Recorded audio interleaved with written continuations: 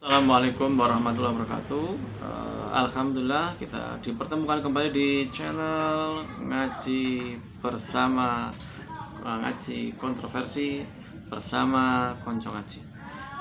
Baiklah sobat ngaji kontroversi bersama konco ngaji terhormati Allah, senantiasa kita bersyukur atas nikmat yang diberikan Allah. Kita masih dipertemukan di channel dakwah ini. Semuanya hanya atas izin Allah dan hanya mengharap ridho dari Allah SWT. Semoga panjenengan diberikan nikmat sehat dan Allah ridho, dipergunakan sehat panjenengan untuk senantiasa tolak ilmi dan mengikuti channel konco ngaji hanya mengharap ridho dari Allah SWT. Baiklah sobat ngaji kontroversi bersama konco ngaji Allah, kita akan membaca dan membahas pertanyaan dari sobat ngaji kontroversi berkaitan dengan puji-pujian atau waktu antara adzan dan iqomah kok sering berisik, sering tidak khusyuk. Nanti kita baca lebih detail pertanyaannya. Assalamualaikum warahmatullahi wabarakatuh. Mohon dijelaskan, saya itu sekarang baru mau mulai aktif di masjid, terutama kan karena bulan Ramadan.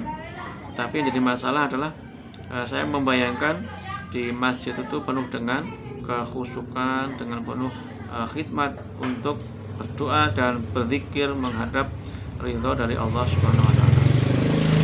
Ternyata yang terjadi adalah begitu azan dilantunkan kemudian selesai, langsung diadakan atau puji-pujian yang keras dengan pengeras suara, dan saya rasa kok malah mengganggu jamaah yang tadinya diundang untuk sholat.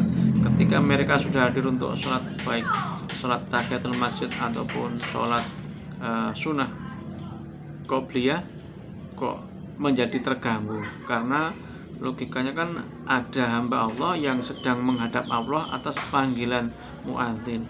Begitu kita memenuhi panggilan muadzin untuk sholat sunnah, kok muadzinnya malah melantunkan puji-pujian yang dengan suara keras, dengan pengeras suara yang cukup mengganggu kekhusyukan kami. Nah, ini mohon solusinya bagaimana caranya agar kami bisa menyampaikan dengan cara yang ahsan dan muadzinnya pun juga tidak tersinggung, sehingga semuanya akan berjalan menjadi baik dan menjadi lebih baik dan dengan hanya mengharap ridho dari Allah Subhanahu wa taala. Atas jawabannya saya ucapkan terima kasih. Assalamualaikum warahmatullahi wabarakatuh. Ya, memang sobat ngaji kontroversi yang dirahmati Allah, sering terjadi dan hampir di semua masjid di tempat kita.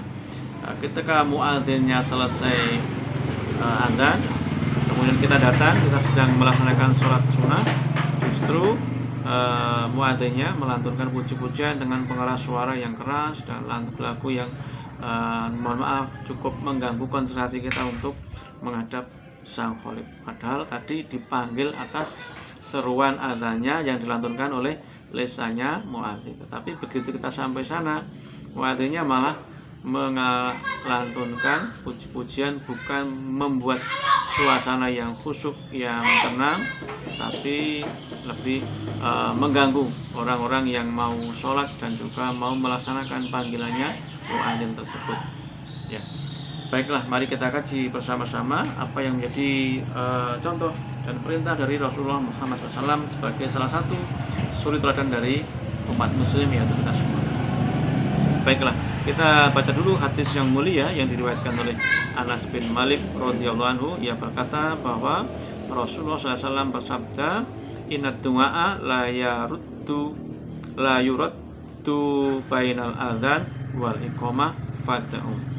Sesungguhnya doa yang tidak tertolak adalah doa antara adzan dan iqamah, maka berdoalah kala itu.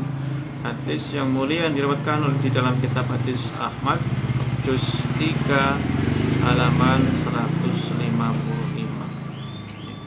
Jadi perintah dan contoh Nabi adalah sesungguhnya doa yang tidak tertolak adalah antara adzan dan iqamah, maka berdoalah kala itu.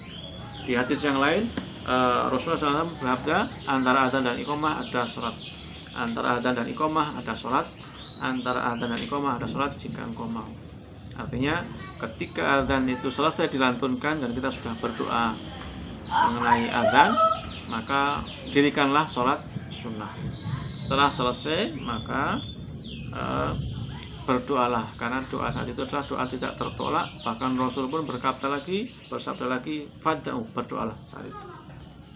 Maka bagi muadzin-muadzin yang masih suka dengan puji-pujian, ya disampaikan dengan cara yang aksan, didekati dari hati ke hati, bahwa Rasul yang kita contoh pun melalui Bilal tidak pernah melakukan seperti itu. Bahkan Rasul bersabda, antara adzan dan iqamah itu ada sholat. Antara adzan dan iqamah ada sholat. Dan sesungguhnya ketika seorang hamba sedang menghadap pada Sang Khalik, maka yang lain diminta untuk diam. Bahkan membaca ayat Al-Quran pun dimohon untuk dilirihkan di dalam hati, supaya apa? Tidak mengganggu dialog saudara kita yang sedang menghadap Sang Khalik. Ada lagi yang berdalih, yang saya lantunkan kan zikir dan doa. Maka ketika yang dilantunkan zikir dan doa, mari kita baca.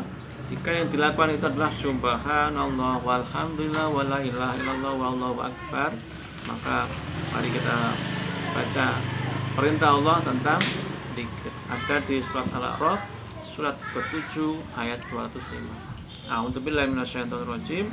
Wadkur rabbaka fi nafsika tadarru'an wa khifatan wa dunal jahri minal qawli bil ghuduwi wal asyari wa la takum minal ghafilin.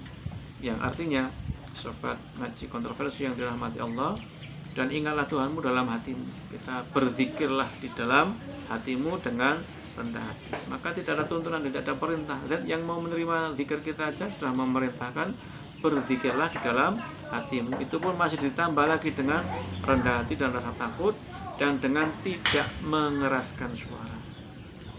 Ini adalah perintah Allah, zat yang mau menerima zikir kita, baik zikir bainal adzan wal iqamah ataupun zikir setelah sholat pada waktu pagi dan petang. Dan janganlah kamu termasuk orang-orang yang lengah. Bagaimana kita termasuk orang yang lengah?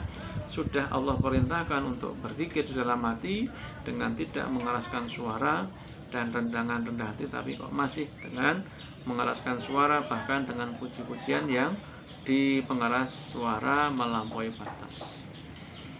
Kemudian yang kedua, itu yang saya lantunkan kan berdoa, Rabbana atina fid dunya hasanah, dan seterusnya. Kalaupun itu doa, Allah Subhanahu wa taala, zat yang mau menerima doa kita, sudah berfirman di dalam surat Al-A'raf surat ke-7 ayat 55. A'udzubillahi minasyaitonirrajim. Ud'u rabbakum tadarru'an wa khufyah innahu la yuhibbul mu'tadin. Yang artinya, sobat ngaji kontroversi yang dirahmati Allah bersama konco ngaji, berdoalah kepada Tuhanmu dengan rendah hati dan suara yang lembut. Sungguh Dia Allah tidak menyukai orang-orang yang melampaui batas. Maka mari kita sebagai hamba muslim yang takwa, taat pada perintah Allah, dengan berzikir dalam hati dan berdoa pun juga dengan rendah hati, dengan suara lembut, tidak perlu dipengeras suara. Karena apa? Sesungguhnya Allah itu yang maha mendengar dan maha mengetahui. Jadi jangan khawatir kalau doa kita tidak didengar oleh Allah. Bahkan Allah berfirman, Allah itu lebih dekat daripada urat leher kita, sebagaimana yang Allah firmankan di dalam surat Qaf surat ke-50 ayat 16. A'udzubillahi minasyaitonirrajim. Wa laqad khalaqnal insana wa na'lamu ma tuwaswisu bihi nafsu wa nahnu aqrabu ilaihi min hablil warid. Dan sungguh kami telah menciptakan manusia dan mengetahui apa yang dibisikkan dalam hatinya. Bahkan maka sobat ngaji kontroversi, bahkan apa yang dibisikkan dalam hatinya Allah itu tahu dan mendengar. Dan kami lebih dekat daripadanya daripada uratnya. Jadi jangan khawatir kalau mau zikir dalam hati saja. Jangan melanggar ketentuan Allah, apalagi kok dipengeras dengan puji-pujian, dilantunkan dengan lagu-lagu. Di dalam surat lain, Allah Subhanahu wa taala berfirman di dalam surat Al-An'am surat ke-6 ayat yang ke-13. A'udzubillahi minasyaitonirrajim. Walahuma sakana fil laili wan nahari wa huwas samiul alim. Dan miliknya lah segala apa yang ada pada malam dan siang hari, dan Dialah Allah yang Maha mendengar, Maha mengetahui. Jadi jangan khawatir doa kita dan zikir kita tidak didengar oleh Zat yang mau mendengar dan menerima doa dan zikir kita.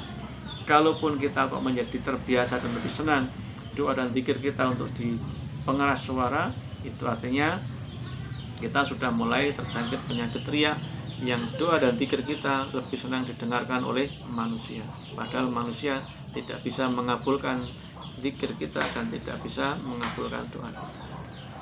Berpikirlah yang cerdas, yang bagaimana kita seorang muslim adalah aslam tuh, berserah diri mengikuti semua perintah Allah dan ikhlas meninggalkan semua larangan Allah, hanya mengharap ridha Allah, karena sesungguhnya surga itu diciptakan hanya bagi orang-orang yang bertakwa. Kalau kita sudah taat patuh pada perintah Allah dan menjauhi larangannya, insya Allah kita diperkenankan untuk menghuni surganya Allah SWT. Semoga bermanfaat. Sampai bertemu kembali di lain kesempatan. Assalamualaikum warahmatullahi wabarakatuh.